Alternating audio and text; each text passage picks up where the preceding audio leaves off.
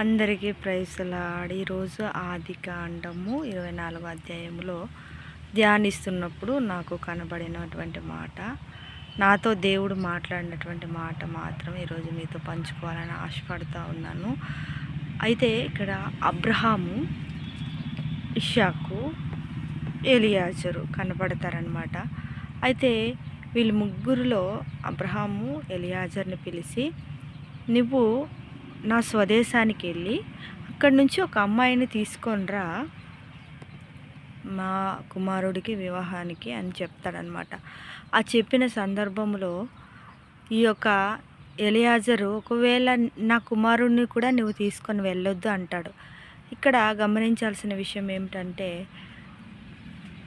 పెళ్లి చూపులు అనగానే పెళ్లి చేసుకునేవాడు ఇష్టపడాలి, నెక్స్ట్ వాళ్ళ ఫ్యామిలీ ఇష్టపడాలి. కానీ అవేవి కూడా వాళ్ళు ఆలోచించలేదు. ఒక్కటి, ఏర్పరచబడినటువంటి వ్యక్తి ఎలా ఉంటారు, దేవుని యొక్క చిత్తంలో ఉంటారని వాళ్ళు నమ్మారు. విశ్వాసంతో ఎలియాజరుని పంపించారనమాట. ఎలియాజరు వెళ్ళినప్పుడు ఆ దేశానికి వెళ్ళినప్పుడు ఒక 10 ఒంటెలను ఎలియాజరు బంగారము అన్నీ కూడా తీసుకొని వెళ్తారనమాట. వెళ్ళిన కాలక్రమేణా అక్కడ ఏం జరుగుతుందంటే, ఆ గ్రామముకు రానే వచ్చారు, ఆ దేశానికి రానే వచ్చారు. వాళ్ళు ఒక బావి దగ్గర ఆగి దాహం తీర్చుకోవాలనుకున్నారనమాట. అదే క్షణములో రెబికమ్మ మంచి నీళ్ళు పట్టుకొని వెళ్ళడానికి వచ్చినటువంటి ఆ రెబిక ఏం చేసిందంటే, వెంటనే కడవలో నీళ్ళని ఇవ్వమ్మా, మాకు కొంచెం దాహం తీర్చుకోవాలని అడగగానే తను చాలా డిసిప్లిన్గా, చాలా ఎంత డిసిప్లిన్ అంటే చూడండి, ఈ రోజుల్లో నీళ్ళు అడిగితే ఎవ్వరు కూడా కనీసం ఇవ్వడానికి కూడా ఇష్టపడరు. ఆ పెంపకం చూడండి, నా ఒదిగే గుణం చూడండి, ఆ ప్రేమ చూడండి ఎంత మంచిగా ఉందో. అయితే వెంటనే ఆ యొక్క కడవనంట చేతుల మీద పట్టుకొని నీళ్ళు త్రాగించింది. నీళ్ళు త్రాగించడమే కాకుండా మరలా నీరు తీసుకొచ్చేటువంటి ఒంటెలకు నీళ్ళు పోస్తాను. ఆ నుయ్యి లోపలికి ఎంత పొడుగుందో తెలియదు. సుమారుగా ఆనాటి కాలంలో అయితే రాతి బాణలు వాడేవారు.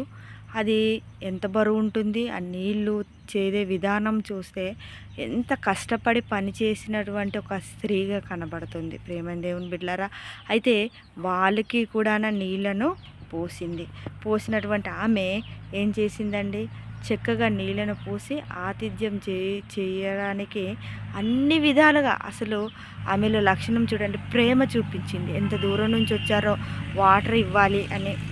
నెక్స్ట్ తర్వాత ఏమంచి వాటర్ ఇచ్చింది. తర్వాత వాళ్ళకు ఒంటెలకు కూడా పోసింది.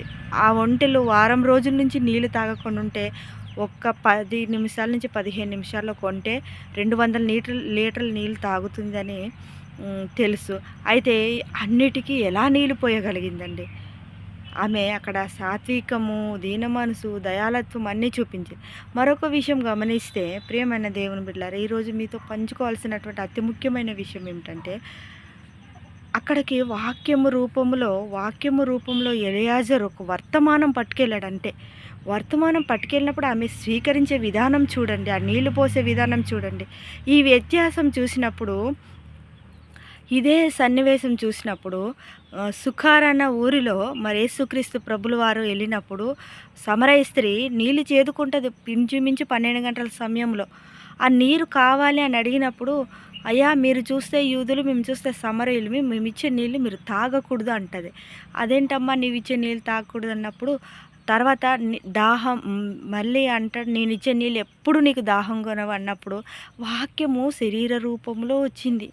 శరీరధారివై వచ్చి అక్కడ మాట్లాడుతున్నా కూడా ఆమె గమనించలేదు.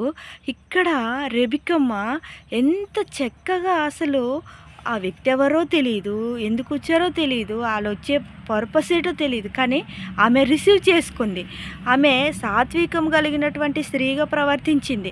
వాక్యాన్ని ఎలాగా హృదయంలో గ్రహించుకోవాలో అది అప్పటికప్పుడే వచ్చింది కాదండి. ఎన్నో దినాలుగా తను కష్టపడుతూ సాధించేటువంటి ఒక ఘనత, తను పరీక్షించబడుతుంది అన్న సంగతి తెలియదు. తను ఎప్పుడు పరీక్షించబడుతుంది ఎప్పుడు ఎలా పరీక్షించబడతానన్న సంగతి తెలియదు. కానీ వాక్యానుసారంగా మాత్రం ఆమె అక్కడ ఎంపికయింది, ఎన్నుకోగలిగింది. ప్రేమైన దేవుని సంఘం, ఒకవేళ నీ దగ్గరికి దేవుని సువార్తమానం వస్తుంది యూట్యూబ్ ద్వారా, ఫేస్బుక్ ద్వారా, అనేక విధమైనటువంటి ఇప్పుడున్నటువంటి టెక్నాలజీ ద్వారా అందుతున్నప్పటికీ నేనేం చేస్తున్నాము, సండే వస్తే ఆదివారం వెళ్తున్నామా, ఆరాధిస్తున్నామా, వస్తున్నామా అంతే. కానీ వాక్యానుసారమైన జీవితం జీవించడానికి ఎవ్వరం కూడా సిద్ధముగా లేము. ప్రియమైన సహోదరి సహోదరుడా, ఒకవేళ ఎలియాజరు రూపంలో వచ్చి ఆ రోజు ఏర్పరచబడిన పెండ్లి కుమార్తెగా ఎలాగ ఎన్నుకుందండి. ఆమెలో మరి ఎంత చక్కగా అండి, గలతీ రాసిన పత్రిక 5:22 ప్రేమ, సంతోషము, దీర్ఘశాంతము, దయాలత్వము, మంచితనము, ఆశానిగ్రహము అన్నీ కూడా ఆమెలో కనపడుతున్నాయి. ఆమె ప్రేమించడం నేర్చుకుంది. ఎలా ప్రేమించే వారికే కదండి ఆతిథ్యం చేయాలనిపిస్తుంది. ప్రేమ ఉన్నవారికే కదా ఎదుటి వారి యొక్క బాధను అర్థం చేసుకోవాలనిపిస్తుంది. క్రీస్తులో ఆమె అసలు ఆ జలము విషయంలో ఎంత చక్కగా స్పందించిందో చూడండి. ఈరోజు మనం కూడా క్రైస్తవులుగా ఉన్నామా? అనేక చుట్టుపక్కల వినబడుతున్నటువంటి మాటలు చూడండి ప్రియులారా. ఎక్కడ చూసినా వరదలు, అనేక విధములుగా కలుగుతున్న భయంకరమైన చెడు దుర్వార్తలు వస్తున్న సమయంలో ఎప్పుడు ఏ క్షణం ఎలా ఉంటాం, ఎప్పుడు పిలుపు వస్తుందో తెలియదు. కానీ మరి నేనేం చేయాలంటే సిద్ధపడి ఉండాలి. సాత్వికము, దీనత్వము, మంచితనము, దయాలత్వము, విశ్వాసము, ఆశానిగ్రహము ఇవన్నీ కూడా పొలిపించుకొని మరేం చేయాలి, మత్తయి సువార్త 5వ అధ్యాయములో తెలుపబడిన రీతిగా ఆత్మ విషయమై దీనులైన వారు ధన్యులు, వారు పరలోక రాజ్యము వారిది. దుఃఖపడు వారు ధన్యులు, వారు ఓదార్చబడదు. సాత్వికులు ధన్యులు, భూలోకమును స్వతంత్రించుకుందరు. ప్రేమని దేవుని బిడ్డలారా, ఎన్నిసార్లు మనం మోసపుచ్చేవారు ఉంటున్నామో దేవుని వాక్యాన్ని, ఘనమైన దేవుని వాక్యాన్ని మనం ఏం చేయాలంటే నమ్మి విశ్వసించేవారుగా ఉండాలి. ఆ వాక్యాన్ని మన జీవితంలో అలవర్చుకోవాలి. వాక్యము ప్రతిదినము మనం ఏం చేయాలి, నెమ్మరు వేసుకున్నప్పుడు మాత్రమే ఈ యొక్క అన్ని విధాలుగా మనము ఎంపిక చేయబడతాము, దేవుని రాజ్యాన్ని స్వతంత్రించుకుంటాము. ఏ క్షణం ఏ దినమైనా వాక్యం మన ఎదుటికి రావచ్చు. మనం సిద్ధపడి ఉండాలని ప్రభుపేట మనం చేస్తున్నాను. అందరికీ ప్రైజ్ అలాట్. ఆమేన్.